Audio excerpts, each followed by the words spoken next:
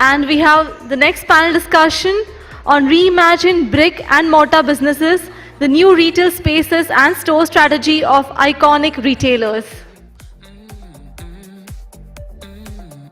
Brands redefining what it means to have a physical location instead of simply opening more stores in the mold of their other flagships, exploring new real estate strategies and investing in brick and mortar businesses that focus on unique experiential moments.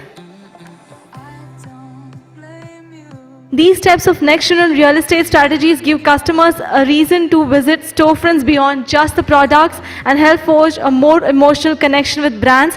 What are the similar concepts retailers in India can initiate and experiment with? These are a few of the subtopics that will be discussed in the reimagined brick and mortar businesses, the new retail spaces and store strategy of iconic retailers. To begin with the panel discussion, I would request the moderator of the panel, Mr. Anurag Mathur, partner and leader, consumer goods and retail, PwC strategy, to kindly come on stage. Please welcome Mr. Anurag Mathur with a huge round of applause. And I would request Mr. Mukul, Bafana, CEO, Arvind, Internet, to kindly come on stage. He's one of the panelists. Please welcome Mr. Mukul, Bafana with a huge round of applause. I would request Mr. Rajesh, Jain, MD and CEO, Lacoste, to kindly come on stage. He's one of the panelists. Please welcome Mr. Rajesh Jain with a huge round of applause. I would request Mr. Rohan, Jetley, promoter and CEO, TGI Fridays, to kindly come on stage. He's one of the panelists. Please welcome Mr. Rohan, Jetley with a huge round of applause. I would request Mr. Rohan Batra, Managing Director, Fila, Cravatex brands, to kindly come on stage. He's one of the panelists. Please welcome Mr. Rohan Batra with a huge round of applause. I would request Mr. Swarndeep Singh, Managing Director, Logic ERP Solutions, to kindly come on stage. He's also one of the panelists. Please welcome Mr. Swarndeep Singh with a huge round of applause. Thank you.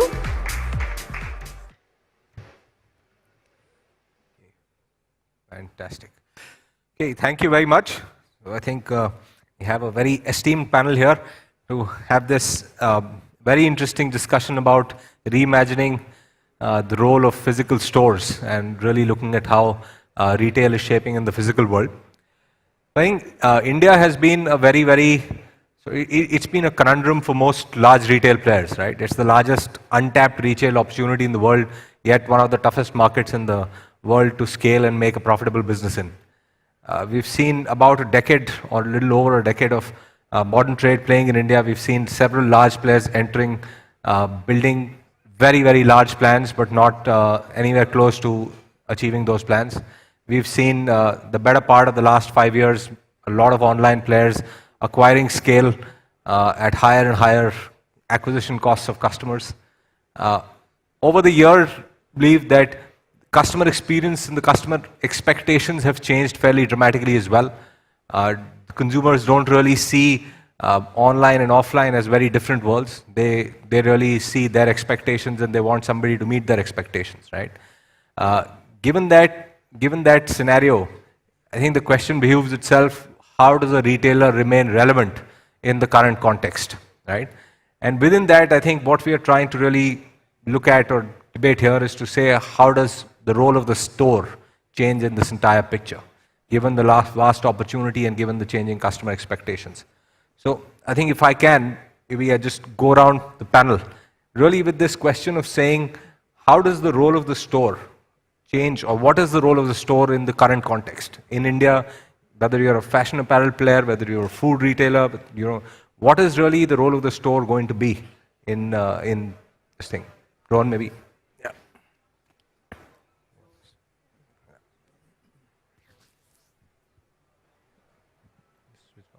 Hello?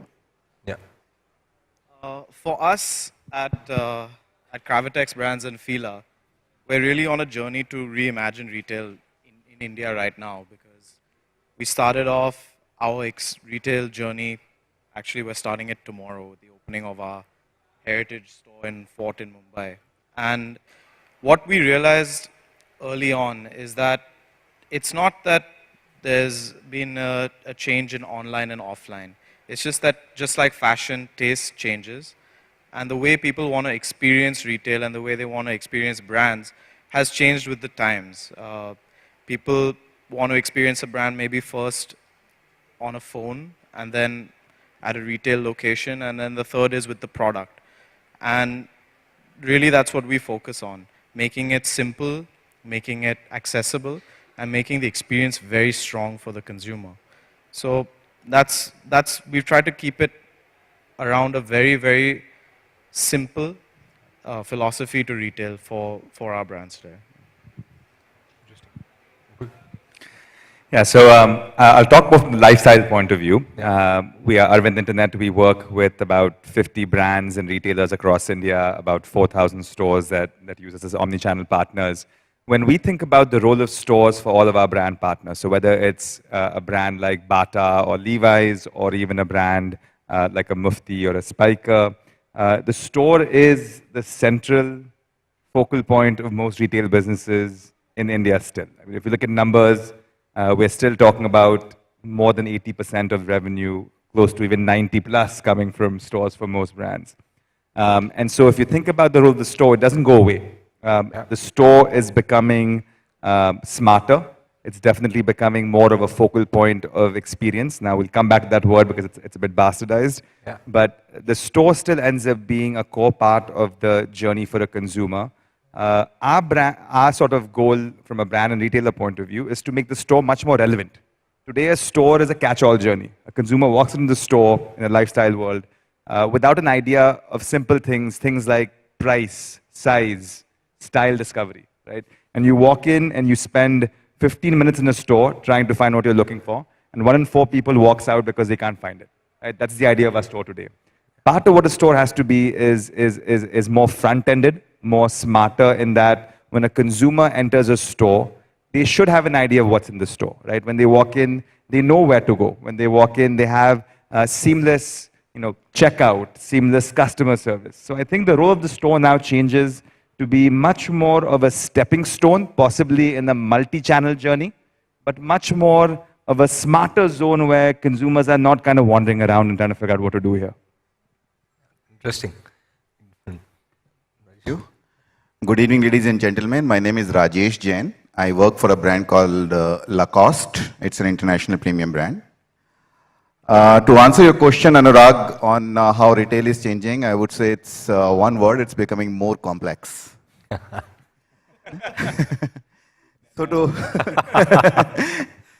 Now, the question is, how do we handle that complexity? So I would also like to add here that we can't talk about brick and mortar store in silo anymore. Now, brick and mortar and online, they are two different channels of distribution, very well established channels of distribution, and everybody has accepted it, whether customers or retailers. Now, how to tackle that complexity, I think, in my view, there are 3 main drivers for tackling that complexity. One is availability, visibility, and pricing. So when I talk about availability, I'll just explain a little about each one of these 3. So when I talk about availability, availability means that good quality merchandise should be available in all the channels. And when I say all the channels, it suggests of multi-channel presence. So whether it is offline, online, whether it is MBO or EBO, whether it is travel, retail or city, a retailer has to be present across all channels, and they have to make their good quality merchandise available to the customer on all the channels.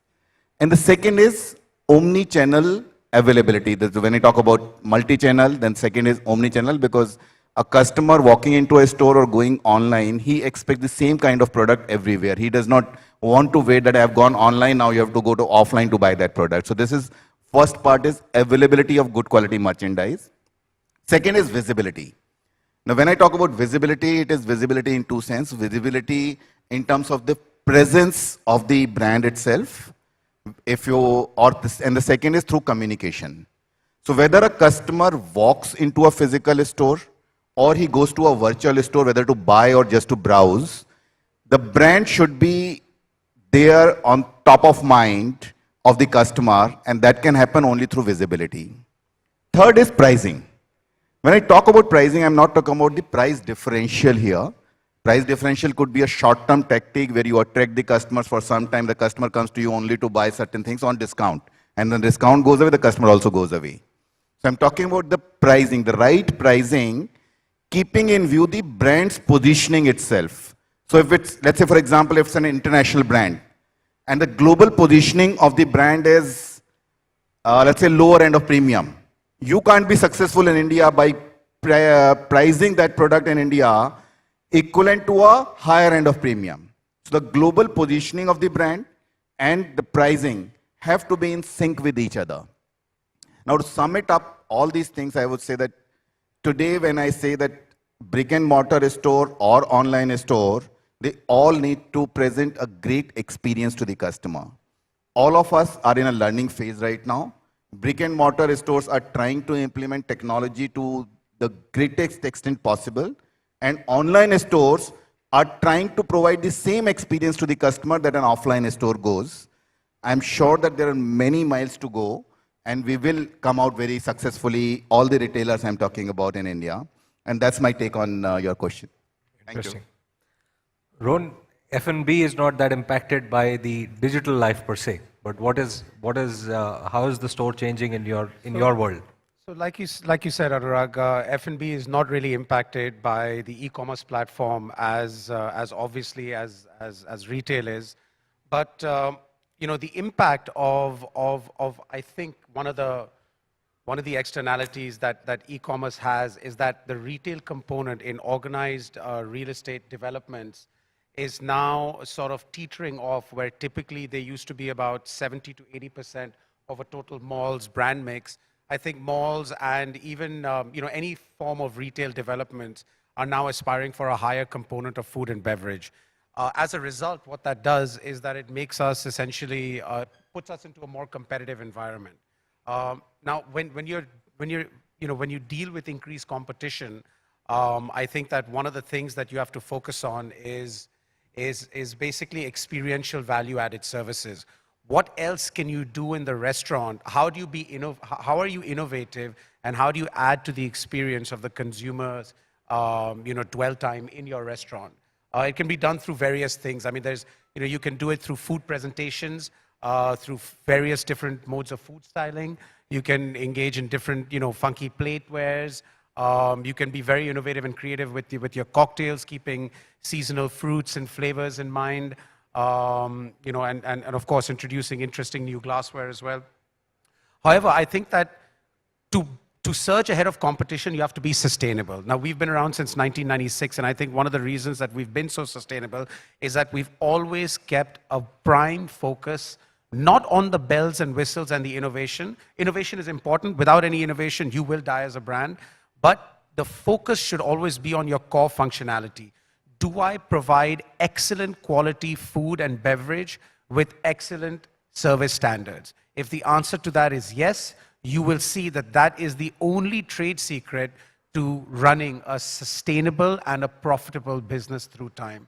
So the answer to your question is increased competition is, I think, what we're going to experience. And the way to power through that is to just consistently deliver your core values and your core functions. Interesting. We'll come back to that.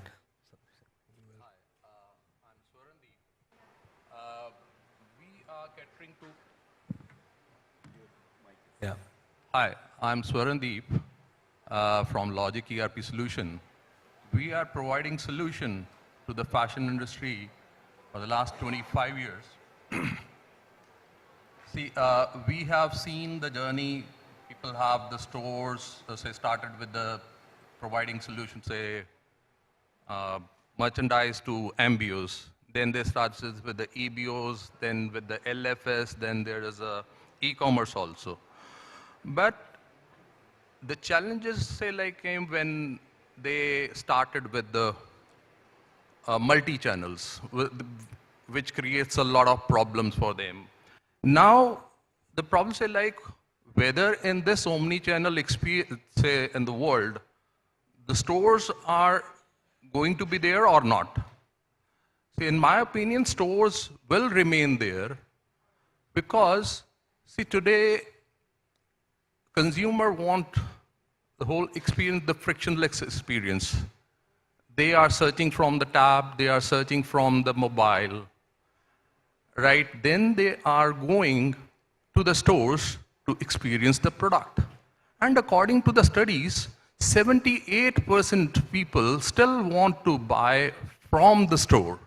And this 78%, if we go say around about the value-wise, revenue-wise, it is approximately 92%, which is huge. What actually consumer wants? Consumer wants, say, I want to buy online and pick it from the store. I want to buy online and the store deliver at my home. And the vice versa, if I buy online, I can return at the stores. If I bought from the store, and I can return online also. That is, say, like it's an omni-channel, right? See, it gives you the seamless experience. Store is the vital component to give the emotional experience there. The store will remain there. So the next thing we'll talk about what the technologies, new technologies are coming there. See, in the store, see, say like Beacon.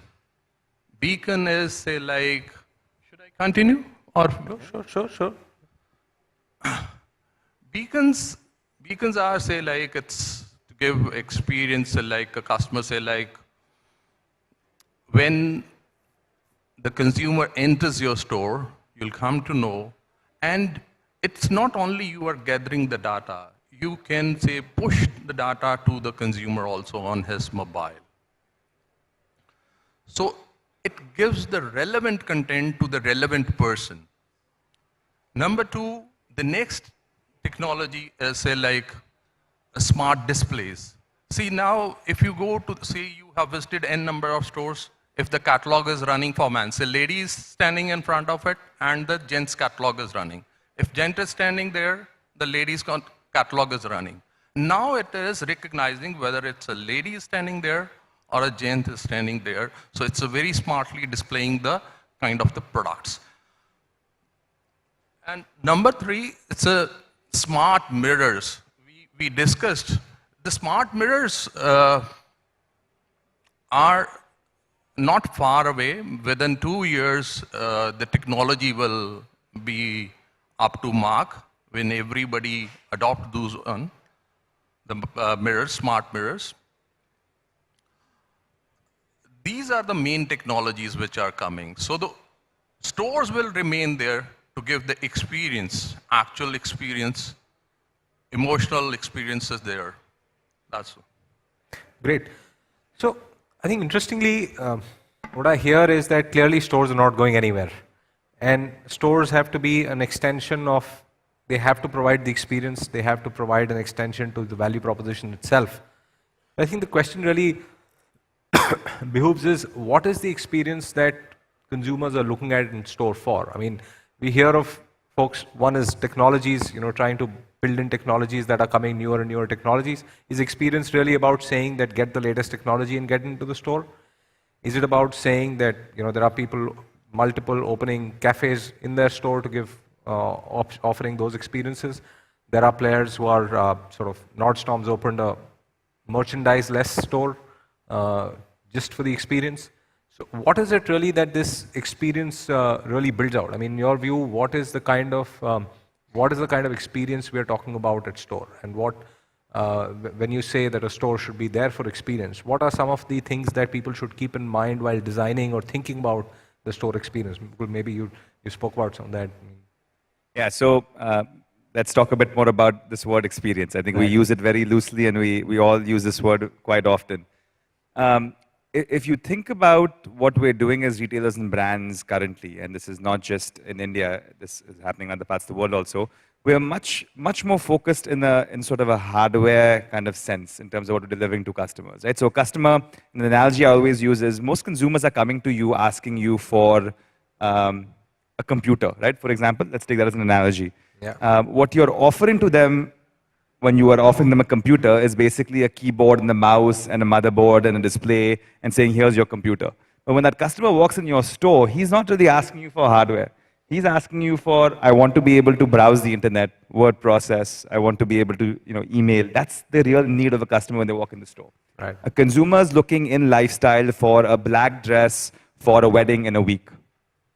When he walks in the store, we give him a beacon and a point of sale that he has to stand in line for and a magic mirror that he doesn't really know how to use, and we say, go shop, right? And that's really where the word kind of experience breaks down in my mind, is that you're trying to solve a need through a set of disparate experiences in the store. We are stuck in this hardware world where we're not trying to make sense or create operating logic for that customer. That customer actually is looking for Siri. They want to walk in that store from an experience point of view, and within 5 minutes, walk out with what they really wanted, right? Yep. So experience has become a bastardized word where we try to create peripheral kind of proxies for what experience should be, while the core need really is not being solved. So I think to start with, the first experience for us to deliver is to understand what a consumer actually wants and get that to them in the most seamless manner.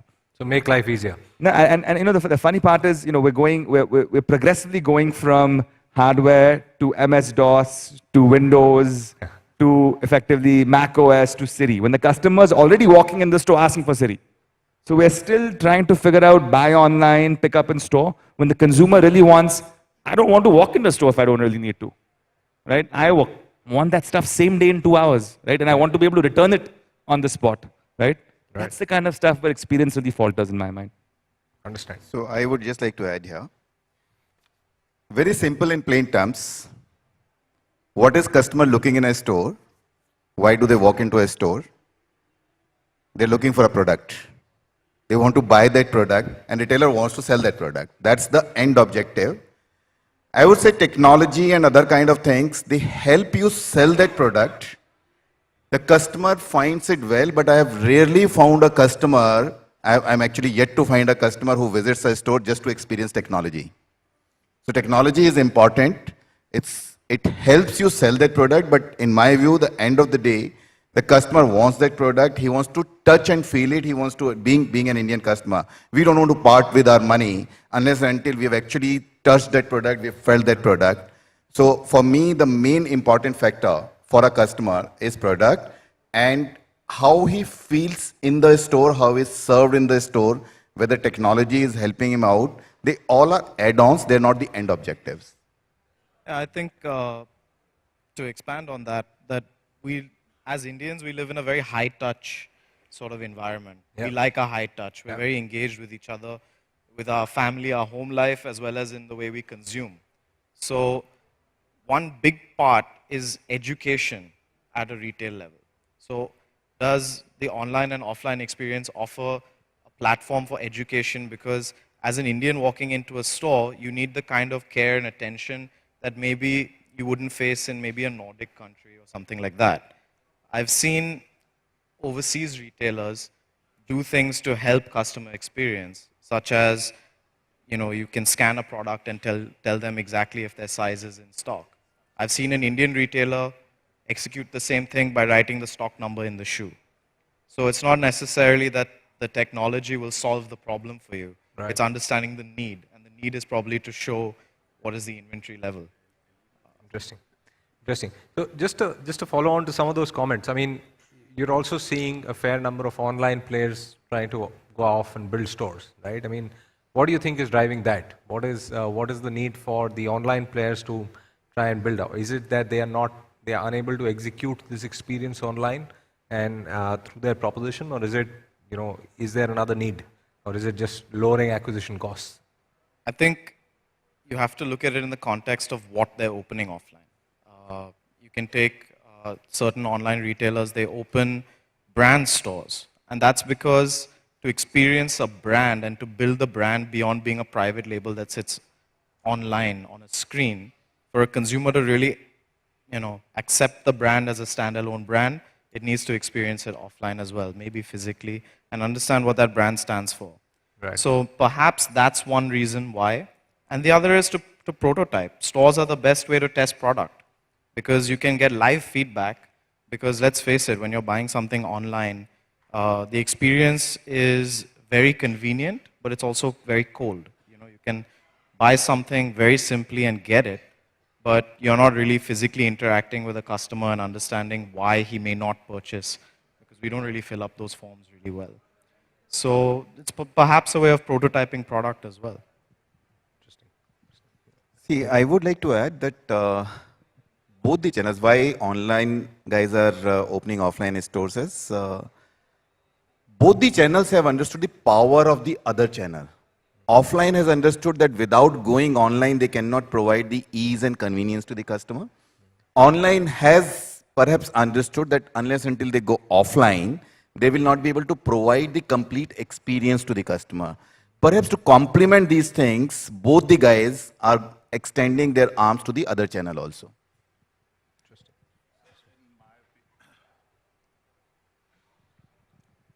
When we talk about this, online and offline, we should not consider it's a online or offline. This is actually one, right? These are two different channels of distribution. Yeah. Whether it is a two-channel or a single channel, whatever it is, in our organization, any organization or retail organization, it should not be considered as a two. It gives a journey to the consumer, start from online and reaches to the store, right? So it's basically he want the entire experience of a brand. Experience of brand, it starts from, say, whether it is your physical presence, or you are online, or on the, say, on the mobility. Whatever it is a digital and mobile. These are the actually complementing to your retail store, right? Right. So it's a perfect example. See, like, it's nothing. These channels are only giving the customer your brand experience, which he's emotionally connected with your brand. Yeah. You know, another way of thinking about this is, you know, when consumers buy something, let's take a category, let's take lifestyle again. Right. When consumers buy for lifestyle, they have a set criteria in terms of what they're buying for, and they have degrees of control that they want to achieve. So for example, buying a pair of socks, Yeah. touch and feel is not the biggest pain point I have. It's about, you know, I typically run out of socks and I want it quickly, right? As opposed to buying a suit where you have a very high degree of touch and feel factor. So when there's a purchase criteria to be made along with degrees of control, you as a brand or retailer are not there to force fit what each consumer should be in terms of degrees of control. Right. Your job is to be relevant where the consumer wants to be shopping. Right? So you can't tell the consumer shop only online and I'll guarantee fit and finish for you. Because the degree of control for that customer does come when they touch it and feel it for certain products. And so I think a lot of the online and pure play online, pure play offline guys are realizing that your job as a retailer, which has not actually changed for the last 2 decades. I mean, we keep coming up with new names for this. You call it phygital, you call it multi-channel, you call it omni-channel. The simple answer is, as a retailer and a brand, you want to be present whenever your consumer wants to shop your brand or your product. Right. The better part of that, beyond just being present, would be to create logic, which means if I know you're shopping for a pair of Lacoste shoes, I know for a fact that, you know, size does matter to you, right? Because you've returned 3 of my pairs last time you tried to shop it online. So if you start discovering my product online, I will recommend you that you go to my Nagar store. That's what's really missing, is that we should not stop people from shopping across channels. We should add to their shopping journeys by creating more logic for them. Absolutely. Clearly. So helping their journey extended, bringing out the value proposition, bringing out the experience, bringing out what you stand for, really putting that out very clearly. Interesting. Rohan, looking at it from the food and beverage side, right? I mean, is there a large technology influence that you're seeing in the in-store experience? Is it really about food experiences changing, or do you see an inflection to where the restaurants I think will that build what the restaurants will build? as an extension of marketing nuances, there's a lot of technology that you can take advantage of in terms of data analytics, reaching out to relevant people when you're doing specific food promotions. If I'm doing a burger promotion, I know that in the last 6 months, who are the people that came to my restaurant and actually ordered burgers. If I'm doing a margarita promotion, I can actually mine that data and target the correct consumer profile. So that's one part of it. So creating more specified, better, more personalized loyalty is one part of it. Then, of course, in terms of capital deployment, from a marketing campaign perspective, you've seen a huge shift from traditional print, hoardings, and local store marketing initiatives onto the digital arena, which I think is now becoming. Before it was more about brand building by just putting your brand name online. Now it's become a lot more transactional, where you have third-party websites that actually give out offers, examples like Zomato Gold, etc. They're very, very impactful and effective in terms of generating business for your brand. Interesting. Interesting. And what about the physical experience itself? Is there any changes to the physical experience itself in store that's happening? I think that apart from actually having food displayed, if you look at QSRs, I think that they've taken a lot of advantage of instead of having just a very high quality print, now you have digital sort of displayments of their food and beverage product. In our case, I think that regular traditional menus are probably a little more impactful. I think it's a little cumbersome to still provide someone with a menu which has over maybe 20, 25 pages on a tablet, because they can't sort of flip back from page 8 to page 4 to compare what they're ordering immediately. I think that our integration into the actual experience of a food and beverage atmosphere from a digital standpoint remains limited today. More, I would say, I have seen one digital coaster. So like, if you put your mobile or a tab, so the menu came on your mobile immediately. So that is again, these kind of things are providing you the experience. Right. Right? But as a technology provider, if I might, we've heard about experience, we've seen the sort of connect between technology and experience may not always be there from we're hearing. But do you see companies, do you see retailers really wanting to build that experience? Do you see more of the desire to build the newer technologies in store? What are you seeing right now in India? Are more people asking for building out the experience, or are they really saying, what's the latest technology you have and how can we put that on board? First of all, before implementing any technology, you need to be omni-channel. It should be on single database.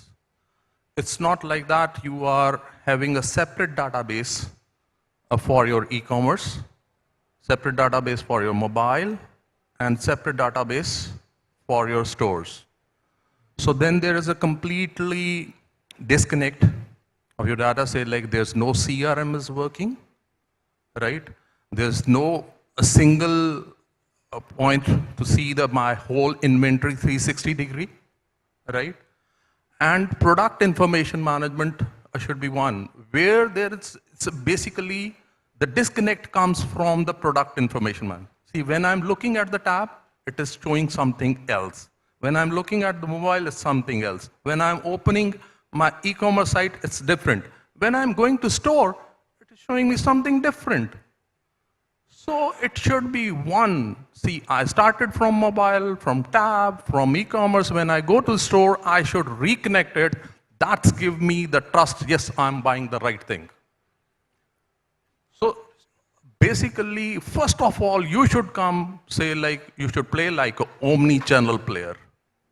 So then these technologies come, see like we talk about facial recognition. What is facial recognition? If you have a different databases, what database is going to tell?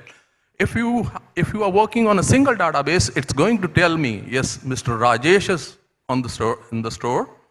He has bought online this much, from this store this much. His average spend is around 8,000 rupees. My person will attend him first, right? And the next thing, it is not only the facial recognition. In the coming years, it's coming my facial, it tell me my moods also, whether I'm in a buying mode, or it's simply I'm a window shopper guy. So that's the kind of the depth is coming, say immediately like on the RFM is also telling recency and frequency and monetary what kind of it, right? So fundamentals of master data very much remain. Yes, master database. Then the technology plays the role. Otherwise, it's the master database is not one. Technology is totally useless. So moving away from technology for a second, I mean, really just looking at the, the vastness of the opportunity offered by India, right? There is the tier 2, tier 3, tier 4 opportunity. There is the micro markets within the urban tier 1 landscape that are still untapped and there is potential in them. So the question really is, do you see the stores, I mean, one, where do you see the stores coming? Do you see that the stores will largely play significantly? We've seen for example, the online players claim that there is a lot of traction from tier 3, tier 4 markets which don't have stores, right? Or don't have access to some of the brands they've phenomenally well. So do you see, both in terms of where do you see the stores coming in the future? Do you see more expansion is going to really for the stores happen there? And also, or is it going to be in urban tier 1? And also, what kind of differentials do you see? I mean, do you see different, much smaller stores, much larger stores? What kind of stores to attack these different geographies? Do you see you will change strategies significantly to attack these markets differently? So essentially as a group, we have a bunch of different brands. So we're able to look at India as a function of those brands. Right. And I think that a lot has been said about the opportunities that exist in these markets. The question is not just does the opportunity exist or does the demand exist, it's does the infrastructure exist, does the retail environment exist, is there good transport, is there good connectivity? If you talk even about a city like Bombay today is probably suffering from a connectivity problem. We're talking about many of our prime retail locations being affected by something that's going on to enhance our connectivity, which is the metro work. So we talk about what's the potential in 15 years or 10 years or 5 years of the connectivity, the mobility in a city. What is the purchasing power? What is the sort of demand latent that lies around? We get a lot of this data, obviously, by using technology. We have a fantastic wealth of it that comes through our social media as a brand. We can see where our fans are, how old they are, what kind of content they consume, and what they're buying, because they're buying it from, maybe we don't have a physical location, they may be buying it from an MBO, they may be buying it online. Right. So we know, and we can take informed decisions. That's the way we look at it. And also what happens is your product mix changes, the size of your store can change, and the kind of experience that you offer in store changes. In Bombay, maybe our primary focus will be around creating a premium feel and easing the use of shopping. But in a smaller town, in a tier 3 or 4 market, we may want to focus more on education around the brand because you're recruiting someone for the first time into an international brand and you want to keep them as part of your ecosystem. So what it's really done is that 100% there's tons of latent demand. 100% that India is underpenetrated when it comes to distribution. Right. We're seeing the rate at which offline stores are opening today is phenomenal. Right. Some guys are opening very quickly and with, big box stores and with small stores. So what we do is we really look at all the filters and we say that, okay, these are the areas in which we're going to target. These are the products that we have to serve those markets. And then we refine and refine and refine the data and we're able to take an informed decision. And I think that is our strategy. And I think it's a strategy that many companies do. And honestly, I find the same culprits popping up in the same areas that we look at because they've done it 15 years ago or 20 years ago. And that's kind of the way we're looking at it. Also, what's happened is traditional MBO retail has faced tremendous pressure, both from organized large format as well as organized digital. And these players are growing into very strong regional chains with their own value proposition. They're modernizing, they're expanding. We have guys who a few years ago were at 2 stores and 3 stores, now run chains of 30 stores. Right. So there's a lot of change happening just within there with the stores that exist already. Interesting. So local players and online really filling the gaps till the infrastructure is in place for more or an environment for stores to build in. Yeah, so another way, and that's a fantastic point. I think one of the ways to think about how we think about India, Bharat, tier 2, tier 3, tier 4, is for the first time, we have very simple heuristics in the offline world in terms of how we think about opening stores. Right? You try saturating your primary demand centers, your high income demographics, and then you start going down the chain to figure out how you want to create more stores and get more reach. The difference now being that the moment you have connected, if you have truly omni-channel stores, you have one more benefit, which is you can start disaggregating the simple heuristics into more detailed kind of analysis in terms of where are your demand patterns, and therefore where should you be present. So, and the key underlying statement there being presence. Doesn't have to be a store necessarily, doesn't have to be a distribution center, it's all of the above, right? And so for the first time, if you think about the digital sort of promise in terms of what it offers consumers, it's access, right? Which is effectively the guy sitting in Guwahati has the same access to products as the guy in Bombay, right? It gives you assortment, which means for the first time you're able to see the entire inventory reach of a brand beyond what's there in the local store. It gives you convenience, right? You're able to shop, not having to go across town to Linking Road, you can sit at home and do it. And the last one, which I won't harp on, is price, right? This is really what we have given to consumers when it comes to digital world.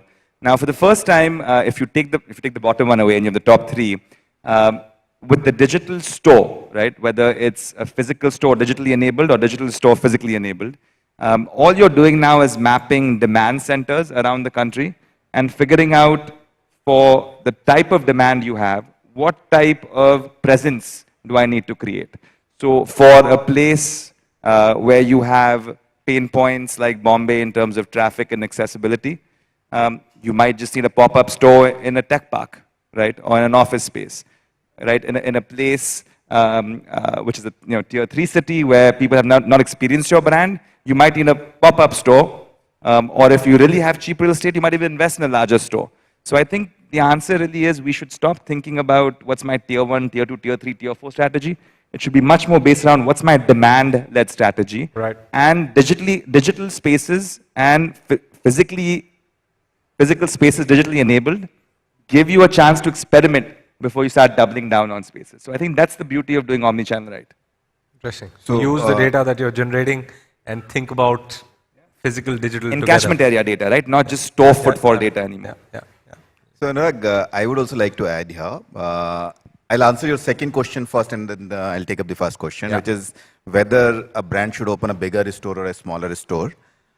I think most of the retailers, they follow a hub and spoke model where in a big city, we open 1 or 2 big stores to give experience to the customers, and then we open smaller stores across the city so the customer gets what they want nearer to their place. This is becoming more and more relevant, more and more meaningful, more and more successful because of the omni-channel now. Obviously, earlier when we had bigger stores, we had more merchandise, more options there. And in a smaller store, we had relatively lesser number of merchandise or options. But with the omni-channel coming in, which is likely to be the new normal now, maybe in a year or 2, it will become a new normal. At that time, this particular concept, I think it will become more successful and more relevant for today. Coming to your first question, which is going to the tier 2 or tier 3 cities, I think it depends a lot upon the positioning of the brand, whether you are a premium brand or a mass brand or a higher end of premium brand. A mass brand definitely do significantly great business when they go to smaller towns as compared to even the bigger towns. However, a higher end of premium, the restrictions there, so suppose a brand like us would not mind going to a tier 2 city also, provided we have a premium retail development coming up there and we have like-minded brands as our adjacencies. Those things are very, very important apart from having the right kind of TG. So this is the answer that I would like to give for both the questions. Rajesh, can I ask you a question on that exact point? Yeah, please. Because, again, this is a heuristic that we typically have, which is, I'm a premium brand, therefore this kind of tier 1, tier 3 strategy works for me. But let's say, for example, that a brand like Lacoste, right? You have your polos selling really well in a city like Bombay, but you might have category, sort of B. I mean, I'm not sure which one is a great one for Lacoste, but let's say it's T-shirts that sell really well in a tier 3 city. Now, the question is, in a world where I don't understand demand for t-shirts versus polos versus footwear, I would base it based on sort of, my brand is a premium brand, therefore I should have this type of store in this type of city. But the moment you have demand patterns in terms of what is selling, why not open a pop-up store for t-shirts in a tier 3 city before you would open, your 5th store in Bombay, right, for example? Does that come to mind when you think about penetrating India? So good question. So let me also tell you that, so if you're specifically asking about Lacoste, I'll answer only and only about Lacoste. So we want to give the same experience to the customer in all our doors that they get anywhere else in the world. So we will not differentiate that you will get only lower end of merchandise here or higher end of merchandise there, because the customer should not feel that they're not getting consistent experience. For example, if I take Rohan's example, if a customer walks into a TGI Friday, even before entering the restaurant, they know that what they can expect from there.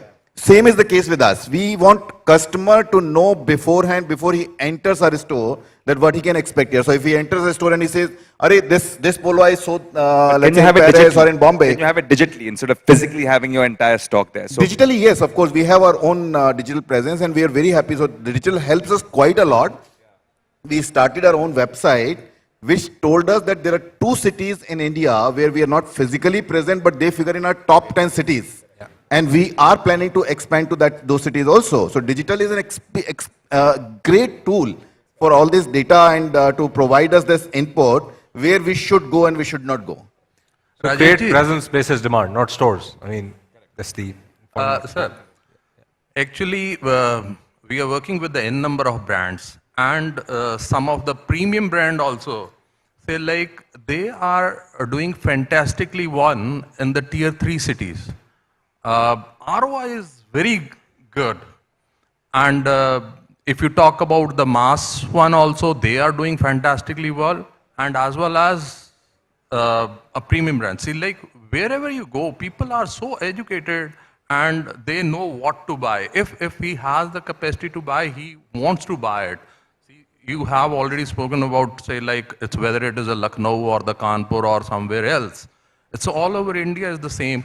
See, we have seen, say, I would like to name one of my client. It is the Iconic. He has opened a store in Shri Ganganagar, which is a tier 3 city. And his ROI is excellent. So I think it's the same like your one. So Swarndeep, let me begin by saying that I actually gave a disclaimer that whatever I'm talking about is only and only for Lacoste and not for other brands. That is the strategy that we follow.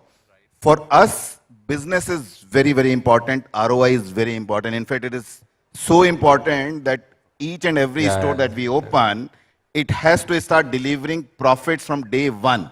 If it doesn't deliver profits for a year, for a month, I get jittery. So ROI is extremely important. But for a brand like us, brand is above business. Yeah. Brand needs to give experience to the customer. Our customer, as I said, we are not saying that we will ignore that customer base. We cater to that customer base through our online presence. We are present through our online presence. We can cater to about 5,000 pin codes in the country. And we do get orders from remote corners of the country, but it does not mean that I will open a small store in those places and give a lesser experience to the customers there. That is not what we want as Lacoste. As I said, I gave a disclaimer that I'm talking about Lacoste, not about other brands. So brand-to-brand philosophy, I guess, in that. Rohan, in terms of what you see, I mean, last question to you, and then we'll open to the audience for thing. Do you see the casual dining space? Do you see the casual dining? Do you see opportunities that are, is tier 2, tier 3 cities ready, ripe for it? Is that? I think Anurag, first of all, the Tier 1 urbanized cities have a higher spending power, and they also have better cultural awareness if you're a foreign premium brand, right? Their experimental levels are a little higher. Tier 2, Tier 3 cities tend to be a little more conservative in terms of how they spend their money. However, that being said, limited real estate availability is such a challenge in the urbanized sector that today, if I asked you to open up in some of the most capital-intensive catchments in Mumbai and Delhi, let me tell you, you'd have a tough time even finding a space, forget about negotiating a decent rent that can keep you sustainable. If I asked you to open up a restaurant in South Delhi today, let me tell you, there are literally only 1 or 2 places that you could even have the option to look at. It's just not available, right? So where does one then grow? You have no choice but to get into tier 2, tier 3 cities just to keep your brand development strategy in play. However, I think that not all cities are created equal. There are certain tier 2 and tier 3 cities that have more of a Western orientation than others do. I mean, for an all-American brand like myself, I probably wouldn't, I would look at tier 2 cities like, I might look at tier 2 cities like Pune, like Chandigarh, like, I don't know, Hyderabad. I would probably even go as far as to look at Guwahati. I probably wouldn't look at Bhopal. I probably wouldn't look at Indore, Nagpur, places like that. So I think that there's a little more of a nuance than just simply looking at the socio-economic demographics of a city. You also have to make sure that there is a cultural connect with your brand, and there is, like what he said, that there is a development that has like-minded brands to create a network and a culture of expenditure and opt-in into foreign and maybe a little more premium price point sort of oriented brands. But yes, but then the other nuance, I'm sorry, I'll just throw in a last part. The other nuance is that the advantage is that it is virgin territory, right? So if you go there, your brand as being established in the urbanized sector will see itself as being more aspirational in tier 2 and tier 3 cities. It's cooler, for a better choice of word, right? So when that happens, you probably have the advantage, the first mover advantage, to be able to capitalize off of a new urban brand coming into somebody else's neighborhood where they've never seen brands like this before. So there are disadvantages, there are advantages, but you have to be very careful in selecting which city you actually penetrate into when you're looking at tier 2 and tier 3 cities. Yeah, get it. So I think very clearly build down your value proposition. From you, bring out the brand philosophy, bring out the brand promise, and use a lot of the data that you have to make these choices. So with that, thank you very much. I think I'll open to the audience for questions. Minute 2.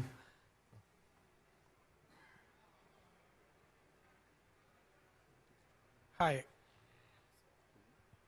Hi, can you hear me?